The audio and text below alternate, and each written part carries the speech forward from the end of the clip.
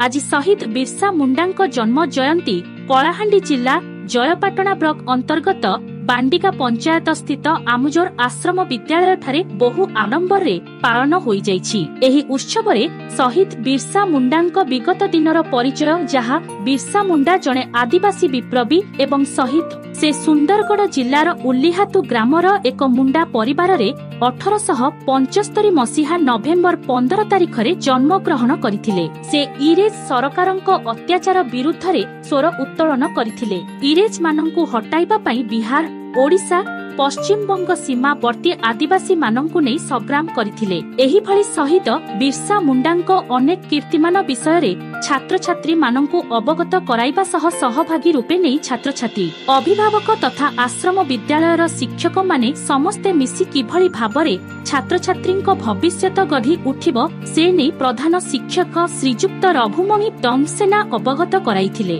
उक्त सभारे मुख्य अतिथि बांडिगा सरपंच श्रीजुक्त लक्ष्मण सुनानी, सम्मानीय अतिथि समिति सभ्य कृष्णचंद्र सबर उपस्थित थिले। बांडिका उच्च प्राथमिक विद्यालयर प्रधान शिक्षक श्रीजुक्त कौशिक सबर, बनिता निएल, बैकुंठ माझी अंशग्रहण करिथिबा बेले उक्त सभार आयोजन शिक्षक दुष्मंत सबर, सत्यनारायण सबर, देवी प्रसाद बेमाल, नितेश कुमार पाणिग्राही समस्ते जोग देइथिले। कलाहांडी ठारू जयराम छत्रियांक रिपोर्ट ग्रामीण एक्सप्रेस लाइव।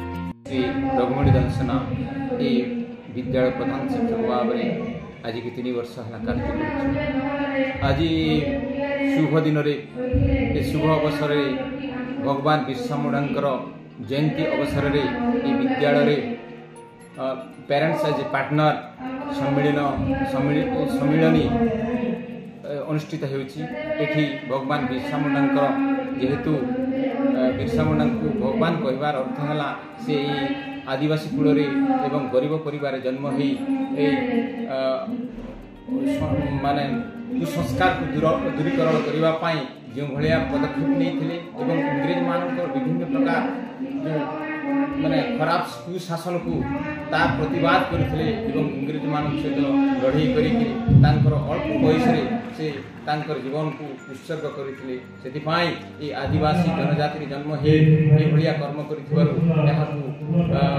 राज्य स्तर में आम देश स्तर में समस्त जगह आज ये भगवान बिरसा मुंडा गौरव दिवस जनजाति गौरव दिवस भाव में पालन कर।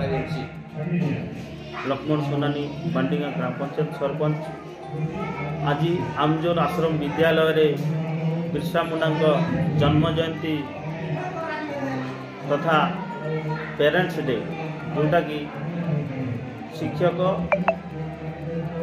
छात्र छात्री आ पेरेंट्स सहभागिता हो पारे से विषय रे आज एठी गोटे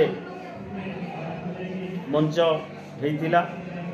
एठिरे आसी मु देखिली सुंदर भाव में आमजोर आश्रम विद्यालयर समस्त शिक्षक शिक्षयित्री छात्र छात्री तथा स्कूल कमिटी सुंदर भाव में परिचालना करथिले एवं यही मंचटा को सुंदर भाव में आयोजन करी समाप्त करिले। आमो चैनल को लाइक एवं शेयर करंतु। ग्रामीण एक्सप्रेस लाइव गाँव रे हेउ बा सहर रे सर्वदा आपणक साथी रे